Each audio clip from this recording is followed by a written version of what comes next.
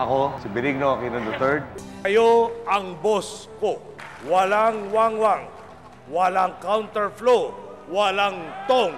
August 5, 2009, nung inilibing si dating Pangulong Cory Aquino, kasama ho ako at ang aking team doon sa coaster ng Aquino family. 8 hours po or more ang itinagal namin na nasa loob kami ng coaster kasi ang daming tao sa kalsada.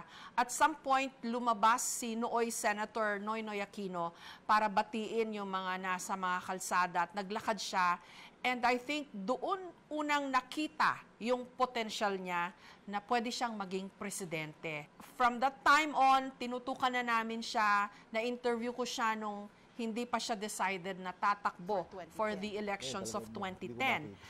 Pero nung nag-decide siya, na-interview ko uli siya, and during the campaign na natapat noong December of 2009, we had a Christmas special in a very rare occasion na pagluto namin siya or na paghanda ng Caesar salad. And along with the other presidential candidates, of course, nung kampanya at nung nanalo na siya, nabigyan uli ako ng pagkakataon na ma-interview siya sa Hacienda Luisita. And nung nasa Malacanang na siya, during his first 100 days, I was again given access to him na observe ko yung kanyang work routine doon sa loob ng palasyo at na nagkaroon din ng sit-down interview. Unfortunately, all of that material we had to put together again for a tribute June of 2021 nung pumutok na yung bad news that the former president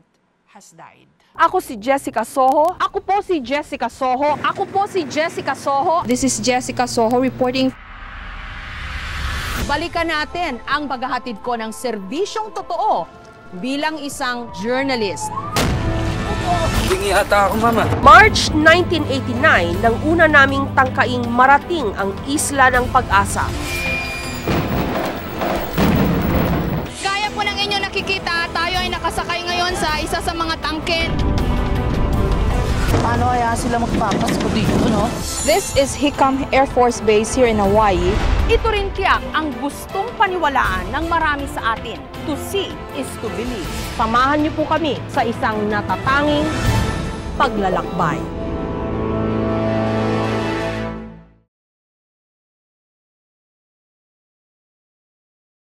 Nito lang Huwebes, nagulat na lang ang sambayanan sa balitang si dating Pangulong Noynoy Aquino pumanaw na sa edad na 61. Balikan po natin ang mga naiwan niyang alaala.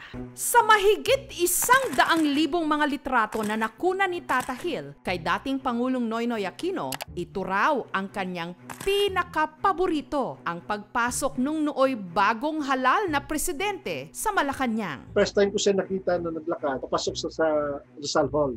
Yung main function, di ba? Ladies and gentlemen, please rise for the President of the Republic of the Philippines. Talaga ito na siya, papasok na siya bilang presidente. Si Tata Hill ang hepe ng close-in photographers noon ng dating Pangulo. Naging chief photographer ako sa ibang dyaryo, naging photo editor ako ng ibang dyaryo. Pero ito pa rin ang pinakamataas na para sa akin. Mga credential, kung tawagin. Ikaw ang photographer ng presidente. His Excellency Benigno S. Aquino III. Araw-araw siyang nakabuntot at nakatutok kay Pinoy. Sa loob at labas man ng bansa. Hindi naman siya katulad ng ibang politiko na bawat litrato titignan na titignan. Ayoko yan, titignan. Wala siya, hindi siya gano'n. Bahala ka. Although dapat alam mo na kung anong para sa ikagaganda ng litrato. Kunyari, kung top shot yan, iwasan mo yan kasi kita yung medyo walang buhok, no? May tungkulin ang bawat local government unit. Sa kabila ng pagiging punong ehekutibo, nakahanap pa rin daw ng oras si Pinoy para sa sarili. Na isisingit ang kanyang hobby 208. bilang gun enthusiast. Yung magazines kasi have to be tuned, kaya marami. Tapos isa sa high capacity pistol. Yung front sight is fiber optic. Magaling siyang pumarel.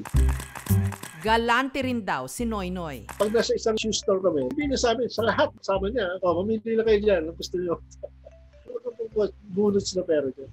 Pero ang paborito raw talagang gawin ng dating Pangulo ang makipag-bonding sa kanyang mga pamangkin kasama na sina Josh at Bimby. May mga pasyal-pasyal niya. Medyo mas madalas bata yung kasama niya. Yung dalawang pamangkin niya. Para siya talaga hindi siya presidente sa mga panahon na yun. Parang ordinaryong tao lang siya.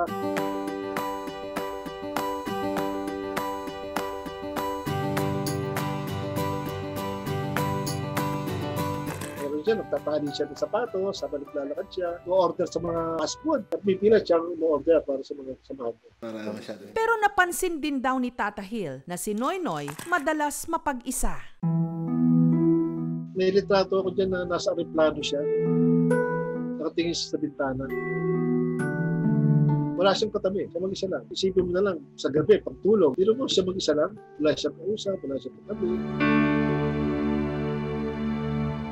Ngunit sa 7 taong pagiging close-in photographer ng dating Pangulo, ito raw ang litratong hinding-hindi niya malilimutan. Yung mag-isa siya sa desk niya na parang malungkot siya. Halos last day na yun ng term niya. Bala kong siyang gawa ng libro, Coffee Table Book, The Other Life of Pinoy. Bukod sa larangan ng relief. Pero ang binabalak na Coffee Table Book nitong Huwebes, naunahan na ng isang nakagugulat na balita. Si Yoli, pinakayaya niya. Tatanong niya sana kung ano yung breakfast niya. Biglang lumabas. Kuya Nori, baka pwedeng puntahan mo si Sir. Kung paano ko siya iniwan kagabi, ganun din ngayong umaga. Nasa Lazy Boy siya nakaupo. Itinakbo sa ospital si Noynoy, pero huli na noon ang lahat. Sa edad na 61, si dating Pangulong Noynoy Aquino namatay dahil sa renal disease secondary to diabetes. It is with profound grief that on behalf of our family, I am confirming that our brother, Benigno Noynoy S. Aquino III, died peacefully in his sleep. God blessed me because we made our peace May 18.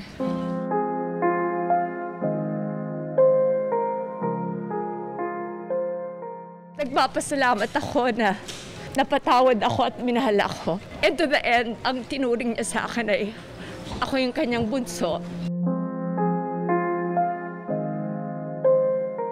Pinangako ko sa kanya, gagawin kong lahat to just be even 1% of what he is as a man and as a Filipino. Nag-iisang lalaki sa 5 anak nina dating Senador Ninoy Aquino at dating Pangulong Cory Aquino. Sa Amerika sila nanirahan ng 3 taon noong panahon ni dating Pangulong Marcos. 1983, umuwi si Senador Ninoy. Pinaslang sa tarmac, kaya ang buong pamilya umuwi ng Pilipinas. Hanggang napatalsik si Marcos at ang umupong presidente si Pangulong Cory Aquino. So help me God. So help me God. 1987, nakaligtas si Noynoy matapos tambangan sa isa sa mga tangkang kudeta noong termino ng kanyang ina. Kalaunan, sumabak rin si Noynoy sa politika. Naging kongresista ng Tarlac, naging senador. Hanggang isang araw, nung siya at ang kanyang bunsong kapatid na si Chris, ipinahayag na ang kanilang ina may malubhang sakit. The results show that our mother is suffering from cancer of the colon. The whole time kept on asking, di ba, went through the whole stage, yung denial, yung anger, yung lahat. Talagang lahat ng mga kami siguro, gano'n na rin talaga. Hayop namang sitwasyon to, bakit? Para bang hindi pa ba naman namin nalampasan yung quota namin? Sa pagbuhos ng pagmamahal sa libing ng kanyang ina, nakitaan ang posibilidad na si Noynoy pwede ring maging presidente. So bukas ka na sa possibility that it's Noynoy Aquino, LP presidential candidate for 2010. Ngayon talaga hindi ko makita na ibang response kundi maging open. Are you prepared to win or are you prepared to lose? I will not enter into it knowing that I will lose and frustrate everybody who's supporting me. Go into battle, there has to be naman a chance of victory. Otherwise, it's immoral. Hanggang kumasa na nga siya para sa eleksyon 2010. Sumali sa aming cooking challenge kasama ang ibang presidentiables noon. Ngayon lang ho natin makikita na magluluto si Senator Noynoy Aquino. Mag-a-assist. Mag-a-assist. Pero seriously, hindi ka nagluluto? Prito. Ay, pwede sa oven toaster. Dali lang pala. Nung buhay ba mami nyo, Senator Noy, nag-a-assist ka rin ba pag nagluluto siya? Ako'y nagbabantay. Ano yung taga-tikim? Oo. Si Chris, ano niluluto niya for you? Then for all of us, the last time, I think it was roast beef. Pero habang kinakain mo, may konti pakonsensya. I woke up at this time, I had to massage the beef with all of these spices, and I had to let it set, I had to defrost it, so parang nahihiya ka na tuloy isubo na kung gano'ng kahaba niya pre-prepare, dapat na gano'ng kahaba mo ring lalasapin. Dahil popular, nagkaroon ng impersonators. Katulad ng picture-perfect daw niyang ka-look-alike si Venancio ng Dagupan. Ako si Venancio Medina, ang Pinoy ng Dagupan. Mr. President ang tawag nila sa akin dahil kamukha ko nga raw si President Noynoy. Kung paano yung kasikatan niya, ganun din ang nangyayari sa akin.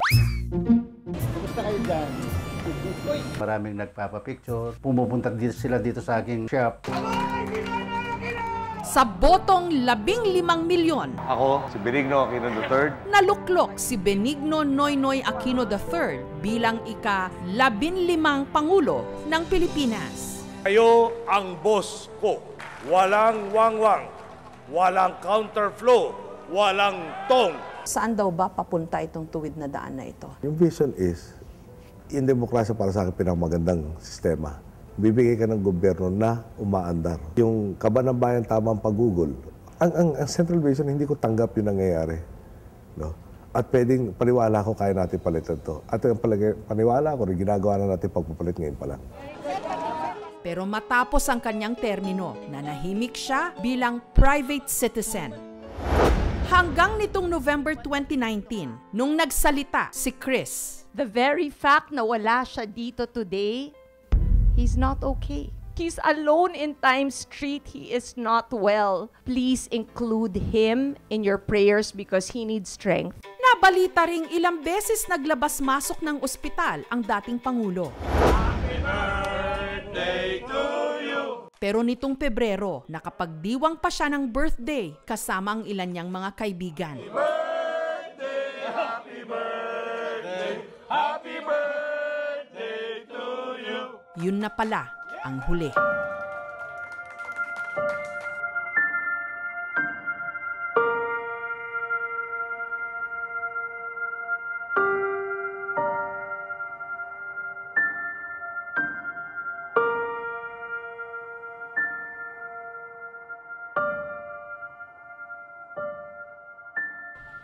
Administrasyon ni Pinoy, tatak ng mga Aquino, yung paglaban para sa demokrasya, yung patuloy na pagrespeto sa mga rights ng mga Pilipino, parang high-flying policy na ipinaglaban niya, yung pagharap mismo sa International Court para hingin yung pagkilala na ang Pilipinas ay may karapatan at merong kalayaan na mag-access dito sa bahagi ng West Philippine Sea, paglagda ng ng Bangsamoro. Yung isa rin yung kanyang polisiya na bagamat hindi niya original, ito yung 4Ps. Andon yung kanyang liberal na pagtingin kung paano ang kalayaan ng pamamahayag, ng press, ng media. Noong 2009, nung in-announce yung tatakbo siya, may nagtanong kung how he would like to be remembered pag natapos. Sana ma-miss ako ng mga tao.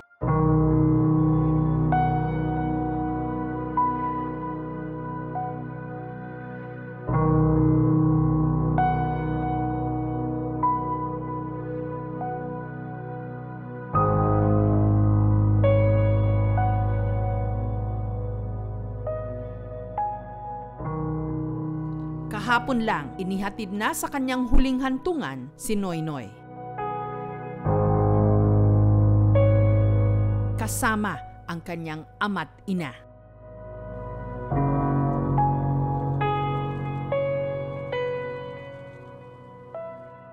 Samantala, Bilang pasasalamat, ang official photographer ni Pinoy na si Tata Hill, ibinigay sa puntod nito ang paborito niyang litrato ng kanyang boss.